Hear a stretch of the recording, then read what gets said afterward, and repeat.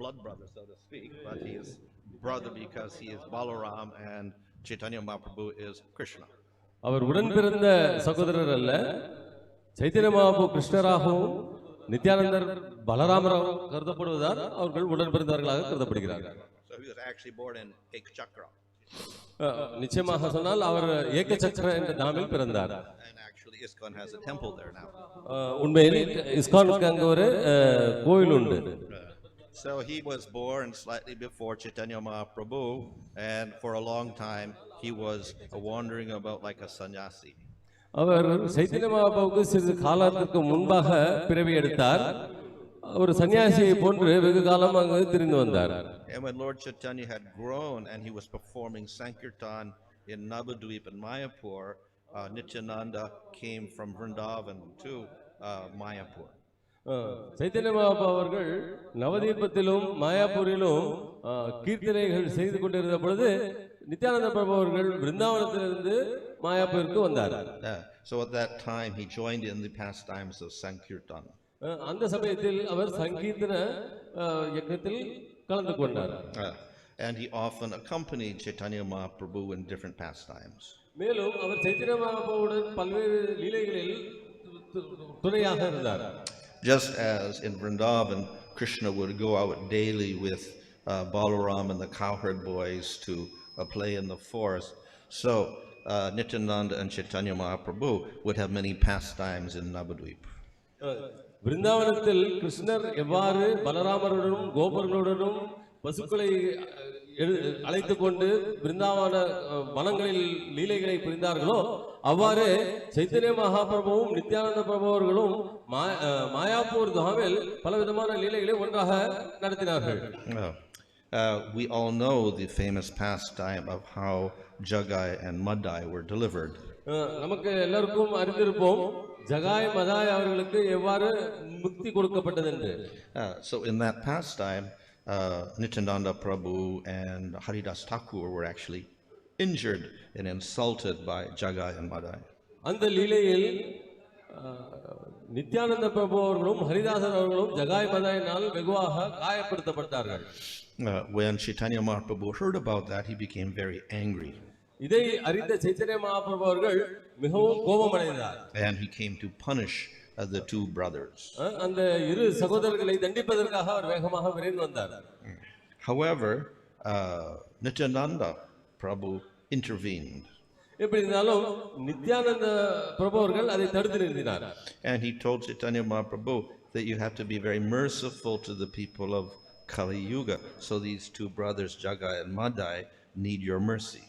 மேலும் கலியுகத்து மக்களிடம் நீங்கள் மிகவும் கருணை காட்ட வேண்டும் என்று கூறி அதன் காரணமாக இந்த ஜகாய் மதாய் என்ற இரு சகோதரர்களுக்கும் கருணை காட்டும்படி வேண்டிக் கொண்டார். So then Chaitanya Mahaprabhu gave up his anger. அவரது வேண்டுதலின் அடிப்படையில் சைத்தன்ய மகாபிரபு அவர்கள் தனது கோபத்தை விடுத்தார். And simultaneously the two brothers, seeing the great compassion of Nityananda, they transformed. நித்யானந்தனுடைய கருணையை கண்டு ஜகாய் மதாய் என்ற அந்த இரு சகோதரர்களும் மனம் மாறினார்கள். And they surrendered to Chaitanya Mahaprabhu. Chaitanya மகாபிரபுவிடம் சரணடைந்தார்கள்.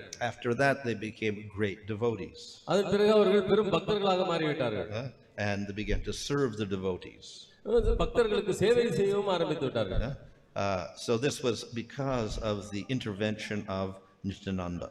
இது நித்யானந்தர் எடுத்துக்கொண்ட முயற்சியின் காரணமாக நடந்த ஒரு நிகழ்ச்சி. So we often regard Chaitanya Mahaprabhu as most merciful. ஆகவே சைத்தன்ய மகாபிரபுவை மிகவும் கருணை மிக்கவராக நாம் கருதுகின்றோம். But then Nityananda is even more merciful. ஆனால் நித்யானந்தர் அவரை விடவும் கருணை வாய்ந்தவராக திகழ்ந்தார்.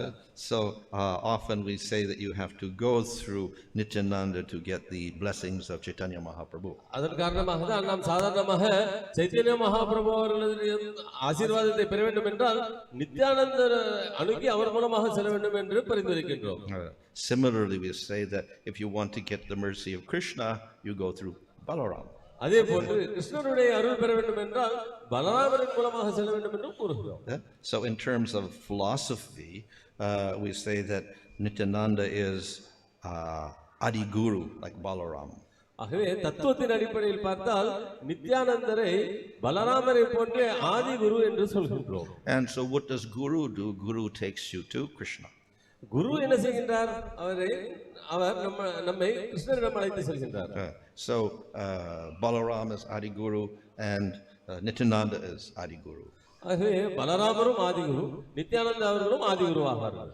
The expansion of Balaram ultimately becomes Mahavishnu. பலராமருடைய விரிவாக்கமே Mahavishnu ஆகும். And Mahavishnu is the shelter of all the fallen jivas of the material world. மேலும் மகாவிஷ்ணுவே இந்த நிலையிழந்த ஜீவாத்மங்கள் அனைவருக்கும் அடைக்கலமாகும். When pralaya takes place, all of the universes dissolve and all the jivas enter into the body of Mahavishnu. பிரளயம் ஏற்படும் பொழுது அனைத்து பிரபஞ்சங்களும் அனைத்து ஜீவன்களும் விஷ்ணுவினுள் அடக்கமடைகின்றன. So he is literally the shelter of all the jivas in the material world. ஆகவே அவரே இந்த லௌகிக உலகத்துக்கு முழுவதற்கும் தஞ்சம் அளிப்பவர் ஆவார். When the jivas become a little restless again, then Mahavishnu glances and he creates the material universes and he puts the jivas back into the material world.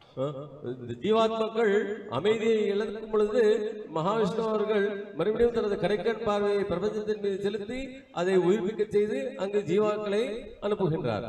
And after the universe is created and the jivas are placed there, then of course the Lord enters as various avatars and he delivers jivas, he delivers scriptures, and he puts devotees there to guide the jivas.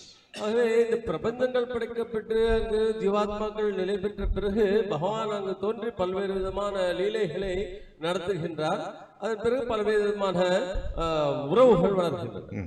So in this way the expansion of Balaram is the shelter of all the jivas in the material world. இவ்வாறாக பலராமரே இந்த லௌகிக உலகத்தில் உள்ள அனைத்து ஜீவர்களுக்கும் தஞ்சம் கொடுப்பவராவார். And similarly in the spiritual world, Balaram is a shelter of all the jivas in Goloka. அதே போன்று ஆன்மீக உலகத்திலும் பலராமரே கோலோகத்தில் உள்ள அனைத்து ஜீவர்களுக்கும் தஞ்சம் கொடுப்பவராவார். So therefore it is quite appropriate to approach Balaram to get to Krishna or to approach Nityananda to get to Chaitanya Mahaprabhu. ஆகவே கிருஷ்ணரை அடைவதற்கு பலராமர் மூலமாக அணுகுவதும் சைத்தன்ய மகாபிரபுவை அடைவதற்கு நித்யானந்தரை அணுகுவதும் சரியான வழிமுறையாகும். Of course, we also have Nityananda, and then he is Adi Guru, so that all of the devotees and gurus are also a means of approaching Krishna. ஆகவே நித்யானந்தர் ஆதி குருவான நித்யானந்தரும் அவரது வழிவந்த குருமார்களும் பகவான் கிருஷ்ணரை அடைவதற்கான வழிமுறையாகும். அவர்கள் மூலமாகவே நாம் கிருஷ்ணரை அடைய முடியும். In any case, Nityananda Prabhu was acted like a brother of Chaitanya Mahaprabhu. எப்படி இருப்பினும் நித்யானந்த பிரபு அவர்கள் சைத்தன்ய மகாபிரபு சகோதரர் போன்று நடந்து கொண்டார். So he had a very intimate relationship with Chaitanya Mahaprabhu. ஆகவே அவருக்கு சைத்தன்ய மகாபிரபுவிடம் மிகவும் நெருக்கமான ஒரு உறவு இருந்தது. Just as Balaram and Chaitanya Mahaprabhu would often joke and play in the forest, so Nityananda Prabhu and Chaitanya Mahaprabhu would also play around and joke. எவ்வாறு பலராமரும் கிருஷ்ணரும் ஒருவருடன் நெருக்கமாக வனங்களில் திரிந்து விளையாடி உருவாடி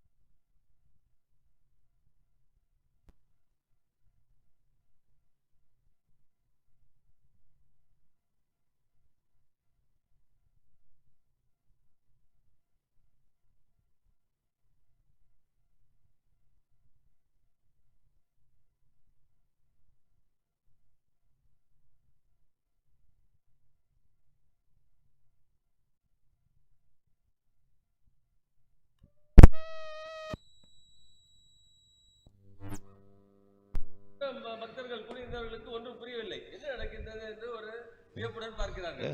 But they were acting just like cowherd boys in the forest, feeding each other.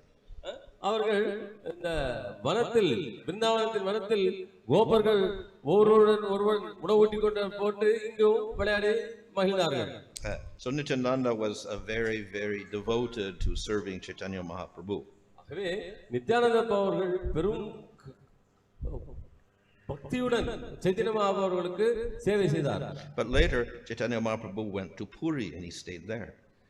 இதற்கு பிறகு சைத்தன்ய மகாபிரபுகள் பூரிக்கு சென்று அங்கு தங்கினார். And every year Nityananda and all the devotees would come to Puri to visit for 4 months of the year.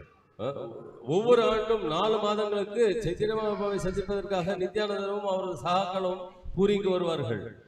But later on Lord Chaitanya advised Nityananda, don't come anymore, you should simply preach in Bengal.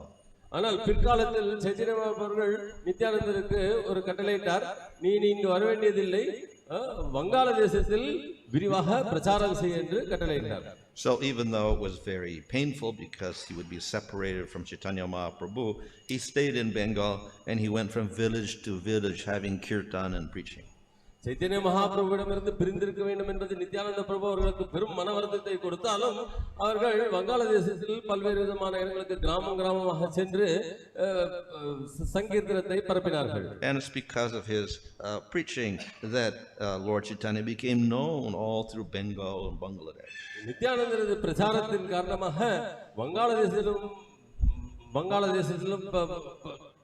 பல இடங்களில் சைத்தன்ய மகாபிரபு அறியப்பட்டார். Along with his followers, he would walk to one village and he would stay there for some days and he would do kirtan and preach. தன்னுடைய சகாக்களுடன் நித்யானந்த பிரபு கிராமமாக சென்று அங்கு தங்கி நாம சங்கீர்த்தனம் செய்து பிரச்சாரம் செய்தார். So in this way he went from village to village all through Bengal. இவ்வாறாக வங்காளதேசம் முழுவதும் கிராமமாக சென்று பிரச்சாரம் செய்தார் நித்யானந்த பிரபு. So he was very willing to carry out the desire of Chaitanya Mahaprabhu to spread the Sankirtan movement everywhere. இதன் மூலமாக நாம் அறிவது என்னவென்றால் நித்யானந்த பிரபு அவர்கள் மனம் உவந்து சைத்தன்ய மகாபிரபுவின் கட்டளையை மேற்கொண்டு கிராமமாக சென்று பிரச்சாரம் செய்தார். So he was a great example of a preacher. பிரச்சாரம் செய்பவர்களுக்கு பெரும் உதாரணமாக திகழ்கின்றார் நித்யானந்த பிரபு அவர்கள். Later on his son also became a very great preacher. பிற்காலகட்டத்தில் Nityananda பிரபு அவர்களது மகனும் பெரும் பிரச்சாரகராக விளங்கினார். And because of their influence the movement of Chaitanya Mahaprabhu became very strong. இதன் தாக்கத்தின் காரணமாக சைத்தன்ய மகாபிரபு அவர்களது இயக்கம் மிகவும் வலிமை வாய்ந்து விளங்கியது. And even today we see the influence of Lord Chaitanya throughout Bengal. இன்றும் கூட நாம் வங்காளதேசம் முழுவதும் சைத்தன்ய மகாபிரபு அவர்களது தாக்கத்தை காணலாம். So Chaitanya Mahaprabhu was very attached to Nityananda Prabhu. அதேபோன்று சைத்தன்ய மகாபிரபு அவர்களும் நித்யானந்தரிடம் பெரும் அன்பு வைத்திருந்தார். And in all of his pastimes he had a very close relationship with him. அனைத்து லீலைகளிலும் சைத்தன்ய மகாபிரபு நித்யானந்த பிரபுவும் நெருக்கமான உறவை வைத்திருந்தார். But we see that as in the case of Balaram, sometimes the relationship was also a little bit disturbed because Balaram tended to get angry. நாம் விருந்தாவன லீலைகளில் பார்ப்பது போன்று பலராமர் எவ்வாறு ஒவ்வொரு சமயத்தில் கோபம் கொண்டு இருப்பாரோ அதே போன்று நித்யானந்தரும் இருந்தார். And similarly Nityananda would often get angry. அதே போன்று நித்யானந்தரும் அடிக்கடி கோபம் கொள்வார். So sometimes he was very unpredictable. இது நாம எதுவும் எடுத்து சொல்ல முடியாது, எதிர்பாராத விதமாக நடக்கும். So that was his nature. The nature of Balaram showed up in Nityananda. பலராமருடைய இயல்பு நித்யானந்தரிடமும் காணப்பட்டது. So one time what he did, he took Lord Chaitanya's danda and he broke it. ஒரு சமயம் அவர் நித்யானந்தர் சைத்தன்ய மகாபிரபுவோட சன்னியாச தண்டத்தை எடுத்து உடைத்து விட்டார். So that was a very shocking thing to do. அது பெரும் அதிர்ச்சியை தரக்கூடிய ஒரு செயலாகும். But he did that, I think, out of frustration to see that he was a Mayavadi. He had a Mayavadi danda. அவர் மாயாவதி போன்று ஒரு தண்டாவை பிடித்துக் கொண்டிருப்பார் என்ற ஒரு மன வருத்தத்தின் காரணமாக அவர் அதை உடைத்து விட்டார். But Chaitanya Mahaprabhu tolerated that type of activity. Chaitanya Mahaprabhu அத்தகைய நடவடிக்கைகளை பொறுமையுடன் ஏற்றுக்கொண்டார். We also see when they were going to the whole party from Bengal was going to Puri to meet Lord Chaitanya. One time, Nityananda got angry and he kicked Sivananda Sen, kicked him. வங்காளதேசத்திலிருந்து Chaitanya பார்ப்பதற்காக பூரிக்கு சென்று கொண்டிருந்த பொழுது ஒரு முறை நித்யானந்த அவர்கள் கோபம் கொண்டு சிவானந்த சென் அவர்களை ஏற்றி வதைக்கின்றார். Of course, Sivananda Sen took that as great mercy. Sivananda Sen அவர்கள் அதை பெரும் பாக்கியமாக கருதி அருளாக எடுத்துக்கொண்டார்.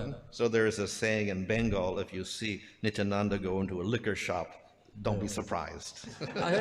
வங்காள மொழியில் ஒரு பழமொழி உண்டு, நித்யானந்தர் அவர்கள் ஒரு சாராய கடைக்குள் செல்வதை பார்த்தால் அதிர்ச்சி அடையாதீர்கள் என்று. So he would go there to deliver everyone. ஆனால் அவர் போவதற்கு காரணம் என்றால் அங்கு இருப்பவர்களை விடுவிப்பதற்காக. It's described in Chaitanya Bhagavata that he would often swim in the Ganga. Chaitanya பாகவத்தில் விளக்கப்பட்டிருக்கிறது, நித்யானந்தர் அடிக்கடி கங்கையில் நீந்துவார். There are also crocodiles there. கங்கையில் முதலைகள் உண்டு. So he would play with the crocodiles. முதலைகளுடன் விளையாடுவார். So he had a very playful character, a very bold character, and sometimes he got very angry. மிகவும் விளையாட்டு புத்தியை கொண்டுள்ளார், ஒரே சமயத்தில் தைரியம் கொண்டார், ஒரு விதமான விவரிக்க முடியாத ஒரு குணாதிசயங்களை கொண்டிருந்தார். But his great quality was his great mercy. ஆனால் அவரது பெரும் லட்சணம் என்னவென்றால் அவர் காட்டிய கருணையே. And he tried to save all the conditioned souls. இவ்வாறாக அவர் அனைத்து பந்தப்பட்ட ஆத்மாக்களையும் காப்பாற்றினார். So that preaching mood has been carried on to the present time. அந்த பிரச்சாரம் செய்யக்கூடிய அந்த மனோநிலை இன்று வரை மேற்கொள்ளப்பட்டுள்ளது.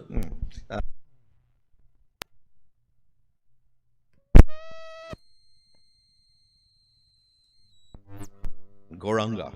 சாதாரணமாக கௌடிய கோவில்களில் ராதாகிருஷ்ணரையும் கௌரங்கரையும் வைத்திருப்பார்கள். But we see Prabhupada, he put Chaitanya Mahaprabhu and Nityananda together in all of his temples.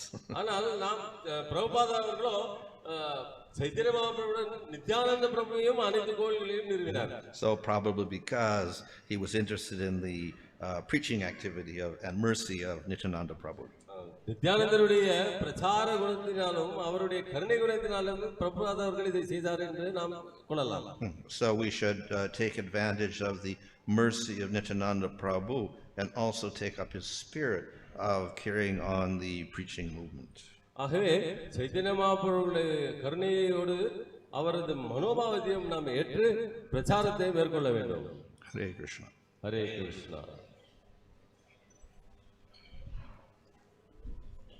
இப்பொழுது தவத்திரு பானுசாமி அவர்கள் இயற்றிய சில புத்தகங்கள் ஒரு கட்டாக கொடுக்கப்படுகின்றது. இதில் 5 புத்தகங்கள் உண்டு. There are 5 books in this set. Principles of Upanishad. Principles. All the 5 are principles of Upanishad. They are different Upanishads. So you can kindly come and take. It's just 1,000 rupees. Invaluable knowledge coming up in a package. Those who are interested can come forward and take it. Guru Maharaj will just sign it on the book. Okay. Hare Krishna. So இது வந்து நம்ம எடுக்கக்கூடிய so இதுல வந்து ரொம்ப சுலபமா விஷ்ணு தான் முழு முதற் கடவுள்ன்றது உபனிஷத்ஸே சொல்லிருக்காங்கன்றத அழகா நீங்க தெரிஞ்சுக்கலாம். ஃபர்ஸ்ட் பிரபுஜி வந்து வாங்கிக்கலாம், அப்புறம்